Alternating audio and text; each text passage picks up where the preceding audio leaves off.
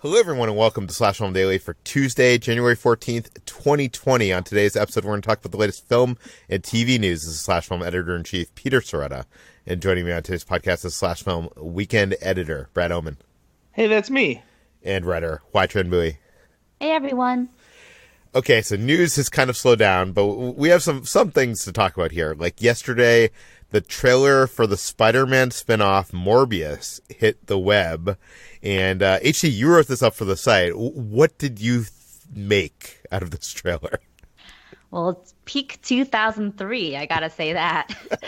I can't say I was very impressed by this trailer. I didn't really have much excitement going into Morbius in the first place because I think Sony's whole Spider-Man-less Spider-Man cinematic universe is a little silly despite the huge success of Venom.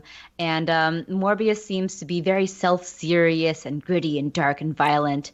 And Jared Leto is never an actor who's really appealed to me in the first place either. But yeah, it seems pretty just cut and dry. They dusted off a trailer from 2003 and we're like, let's put it out now. And so it doesn't look great is what I'm saying. Yeah, but he's humming operatic music. That's good, right? Yeah, it's evil. That means he's evil, right? That's what all villains do. Yeah, I don't know. This is so strange. Yeah, you're right. I would even say earlier than that. I would say like late 90s. This reminds me of that generation.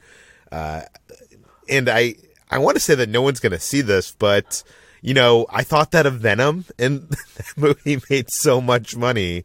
But on the other hand, this movie, people had posters of Venom, and people love, merchandise of Venom. Venom was a iconic character. At least he looked cool. Right?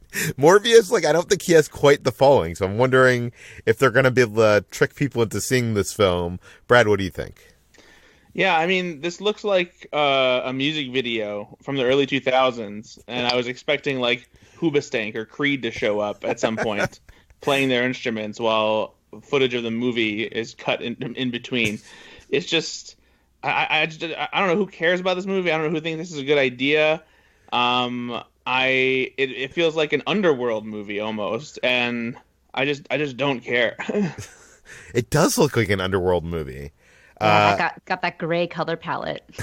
Maybe they'll be able to convince people to see this because they'll try to trick people into thinking that this is part of the larger Marvel Cinematic Universe. So first of all, you have in association with Marvel, which to you, me, and HD rings as this is not part of the Marvel Cinematic Universe. But everyday person in Middle America, that's probably, new Marvel movie, right?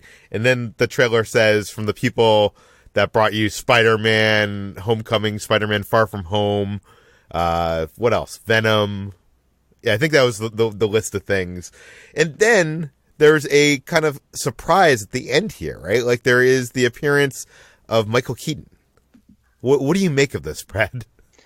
Well, it's not really clear because they don't directly say that it's Michael Keaton as Adrian Toomes, aka the Vulture from Spider-Man. He does kind of speak in the same way. It's not Michael Keaton's regular voice. It's a little bit more gruff and mildly menacing.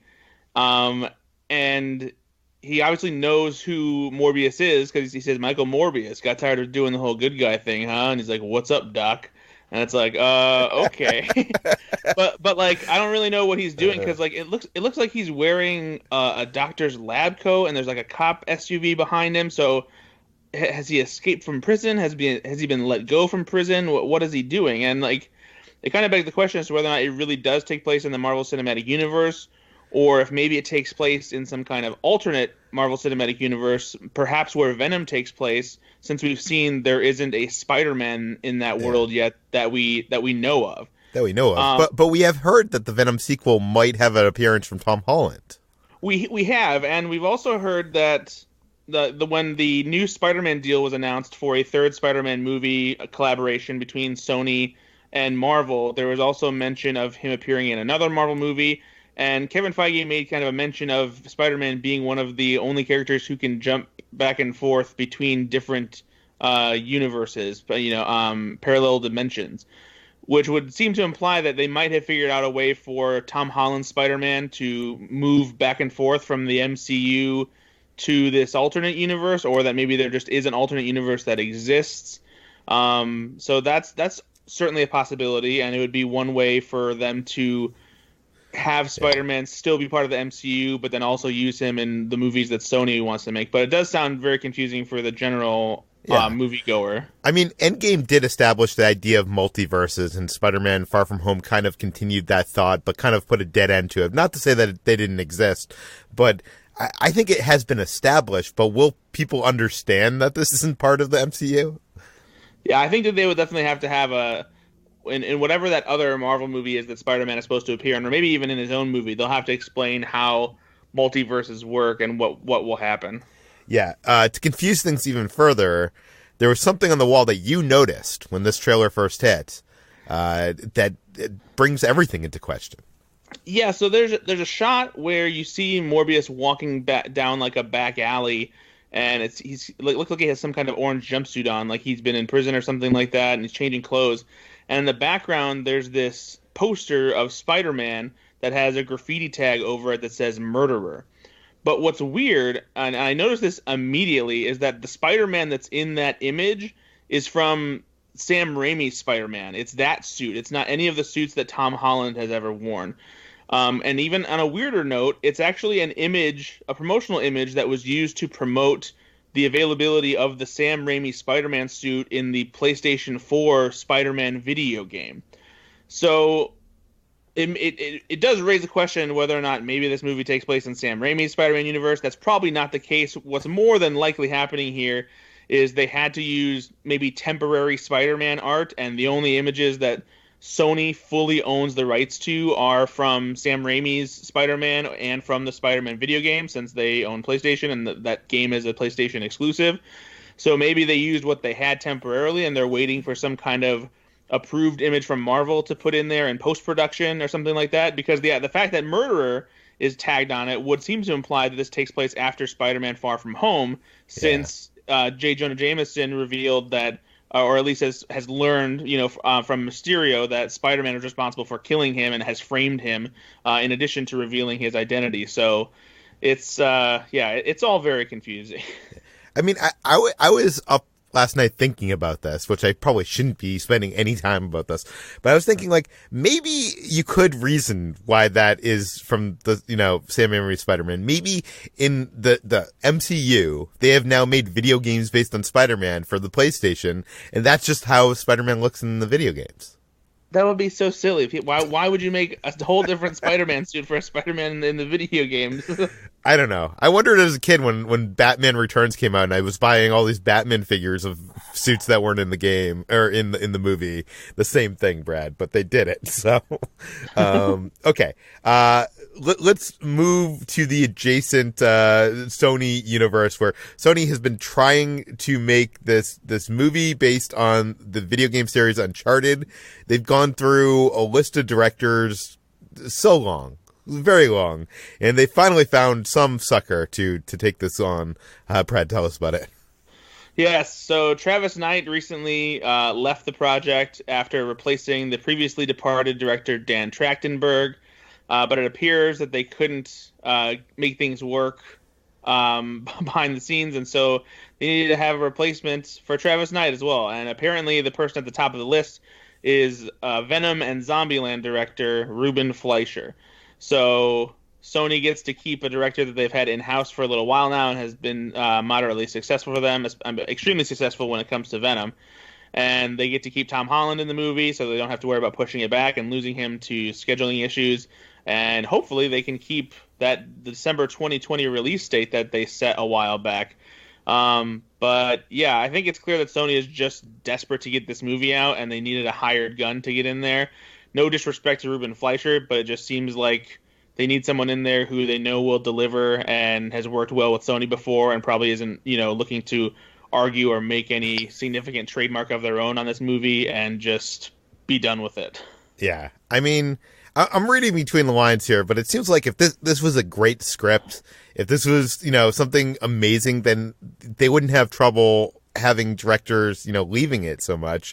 And on top of that, Ruben has kind of become kind of a work for hire kind of guy. I'm wondering what you guys think of Ruben Fleischer, because, when he came onto the scene, he was first like a music video and commercial director, and he made Zombieland. I feel like people thought he was like a fresh new voice, and he kind of got a lot of gigs. He got that gangster film that went horribly wrong. I forget the name of it. Gangster Squad. Gangster Squad, yeah. And I don't know. Everything he's made since has not been like my cup of tea. HT, do you have any thoughts on Ruben Fleischer? I mean, I like Zombieland, but I have come more to the conclusion, I guess, that he's a little bit more style than substance. I also, I don't think I've enjoyed a lot of his films since Zombieland, and he's not the new talent that he was kind of hailed of at the beginning. Yeah. Brad, what about you? I'm pretty much in the same boat. He's just, I didn't like Venom at all. I did like the first Zombieland. I was disappointed in 30 Minutes or Less, a movie that people have probably entirely forgotten about, starring Aziz Ansari and Jesse Eisenberg. But yeah, it really just seems like he's kind of just the go-to guy when you need someone to direct a movie that isn't gonna, mess with what the studio wants.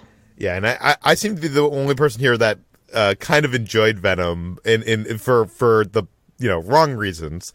And I think most of those reasons I think I could attribute to Tom Hardy's performance, and probably not the direction or, anything else. It really just seems like some insane choices on Tom Hardy's part. So I don't know. I'm not excited for this.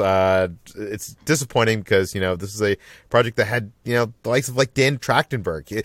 People were saying that this could be the first great video game movie, and now it just looks like it's, I don't know. I'm not even interested. But anyways, okay. I think last week on the podcast, we were talking about this Parasite TV series coming from HBO. We're a little bit cynical and pessimistic about this, and now we have learned some new details about this. HT, tell us about it. Yeah, last week when we reported about the HBO Parasite limited series, we knew that Bong Joon-ho was involved with Adam McKay in making this project, but we now know more about Bong Joon-ho's involvement. Specifically, that he actually approached McKay for this project, and he is involved in a much larger capacity than we anticipated. He apparently wanted to do this limited series because he wants to expand the movie. Because his original script, he had many more ideas that he said that he couldn't convey into a 2-hour running time of the film. And if he had a longer running time, he would be able to tell these stories. So he approached McKay because of his success with Succession, and while Bong Joon-ho said that he's not very familiar with the TV industry, he's putting his trust in McKay to create something out of his these ideas that never made it to the big screen. We still don't know yet whether this will be in English or Korean, but I think now that we know that Bong is definitely more involved in this than we anticipated, I feel like the tide is turning. I kind of am interested in this now because I do want to see more of that family and see more of like the possible shenanigans that he had in a plan for it. But I wonder like if he's going to create a completely new family or change the setting because it is for an HBO series. Yeah, I feel like it's going to be English language, but I don't know. Maybe that's just cynical me. I wonder if, because he doesn't say it's not going to be a remake of sorts, right? Like he says it's going to be based on all these ideas he couldn't fit into. So I'm wondering if it's going to like be a remake in so much like, Fargo, the series was a remake of the original, Fargo movie. Like, Do you think it could be something like that? Yeah, I think if done successfully, we could get a new Fargo. We've also seen Bong Joon-ho's previous film Snowpiercer made into a TV series, which is coming at some point. But there are ways of making a successful TV series adaptation from a film, like Fargo, for example. So I don't know still if Adam McKay is the exact right choice for this, but Bong Joon-ho seemed to be really impressed with Succession and wants that sort of touch on it, that sort of satirical touch. So we'll see. And now we're interested now. Wait, Snowpiercer, the show hasn't come out yet? I just remember them people eating like these bars full of bugs and stuff at like Comic-Con and other conventions. Like that seems like so long ago at this point, but maybe I guess it saw isn't. like a preview of it at New York Comic Con too, but TNT hasn't actually announced the premiere date yet, I don't think. That's crazy. It's still just a vague spring 2020. Crazy. Okay, let's talk about a comic creator I am very interested in. That is Bryan K. Vaughan. He had a sci-fi comic series called Ex Machina, which is now becoming a movie. Brad, tell us about it. Yes, so as we all know, Bryan K. Vaughan is quite the respected comic book writer. He's worked at both Marvel and DC, also dabbled with Image Comics and Dark Horse Comics.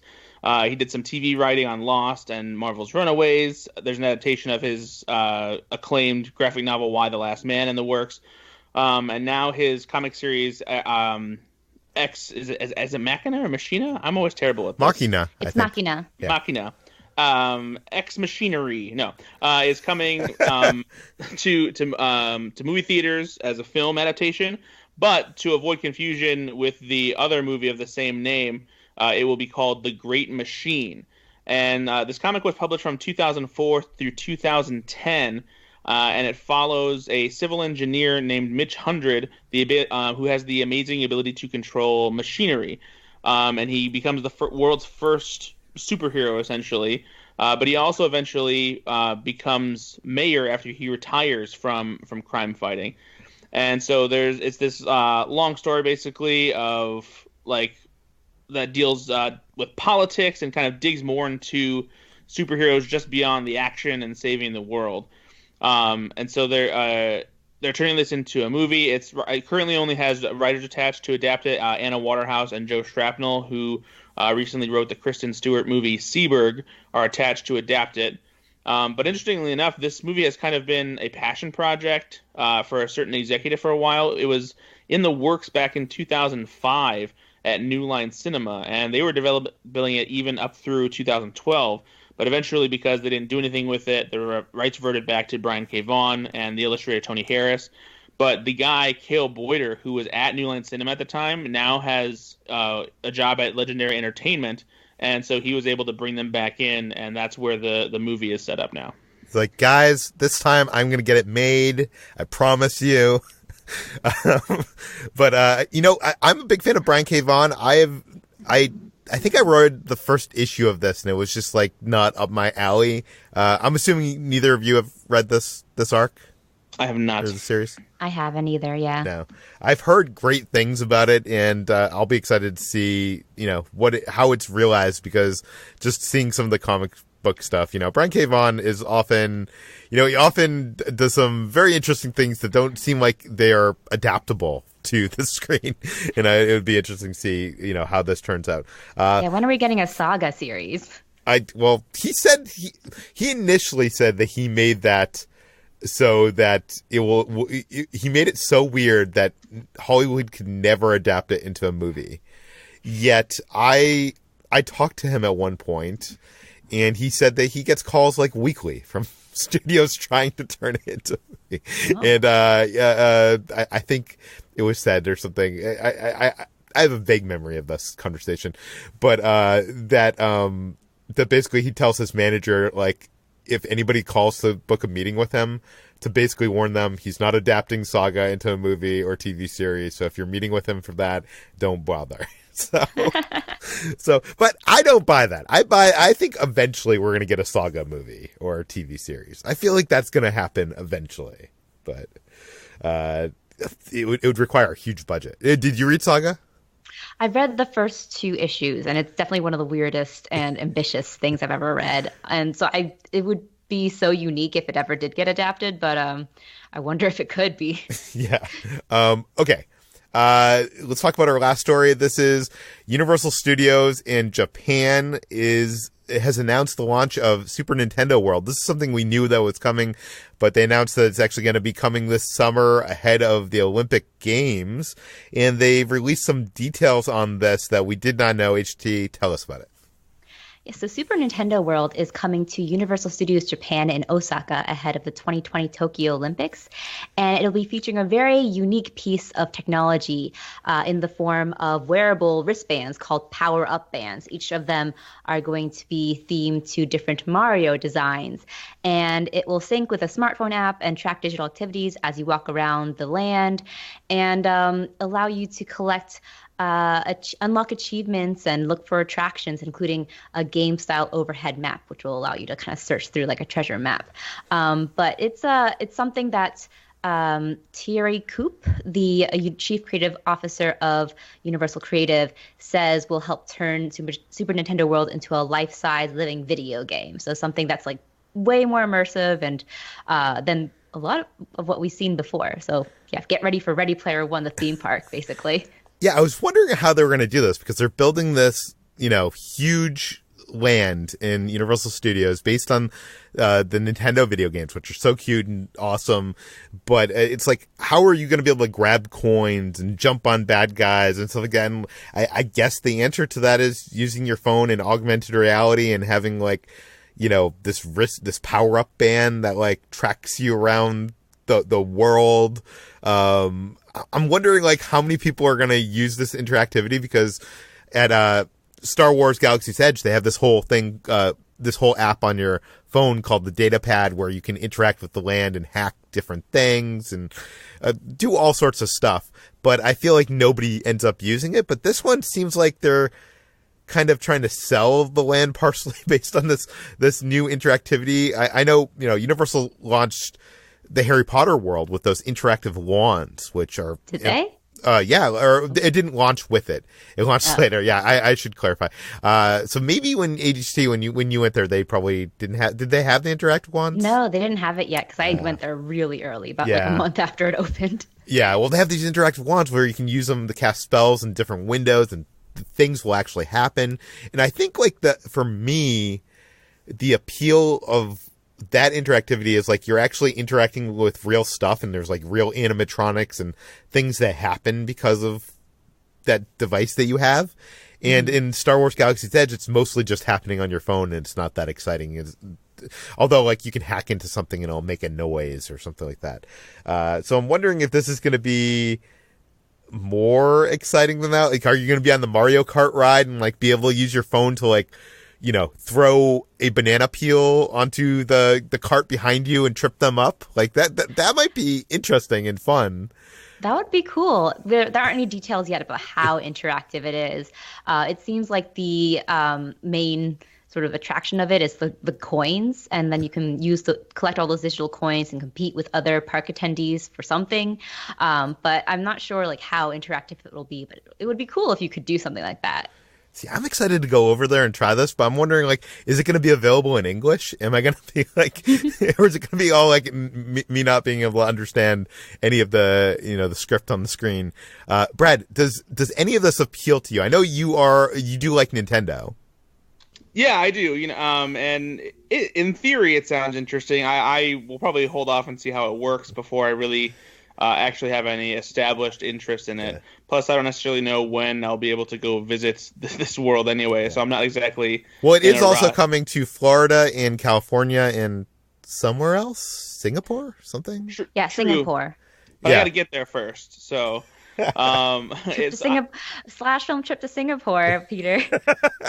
Yeah. They should just make build whack-a-mole style mechanics of Goombas into the floor of the land, so that way if you see one you can just go smash it and it disappears into the ground. That sounds like a lawsuit waiting to happen. HT, are you at all excited? I know you're a big Pokemon person. Are you a big Mario and Nintendo person? I mean, I played a lot of Mario and Nintendo growing up because I had a Nintendo 64, but it was mostly a party game. Played a lot of Mario Tennis for some reason. That was the game that we really loved as kids. So I'm interested. I don't know if I would fly all the way to Japan just for this theme park, but maybe if I find myself at a theme park and it's there, I would definitely check it out. Yeah. Are you gonna go all the way to Japan for this with Ordinary Adventures, Peter? I want to. Well, we already want to go to Japan anyways because we've never been to Tokyo Disney Sea, which is supposed to be the greatest theme park ever created. But that's been a dream of Kitra and I's for many years now. I've never stepped foot in Japan yet, so Japan is great. I recommend it. I can send you my itinerary if you ever go. yes, I hope to. Maybe this year. Maybe after this opens, because that'll give me another reason to go. But I don't know. I'm just wondering like how many people are going to be using this this interactive tech and are already in the real world when Pokemon Go was at its height of its popularity. Like Brad, I was around you at Comic-Con when when everybody was into Pokemon Go and there was crowds of people going after the same Pokemon and stuff like that. I can't imagine being in a theme park where, it's crowded and everybody's going after the same virtual things that are around the land. It seems like that would be a mess to me. No? That sounds quite fun though. Yeah, we'll have to see. It'll be interesting to see how it does. I'm excited for it. Anyways, you can find more of all those stories on slashfilm.com. You can find more of this podcast, Slash Film Daily, on iTunes, Google, Overcast, Spotify, all the popular podcast apps. Please feel free to send your feedback, questions, comments, concerns to us at peter@slashfilm.com. And please rate and review this podcast on iTunes. Tell your friends, spread the word, and we'll see you tomorrow.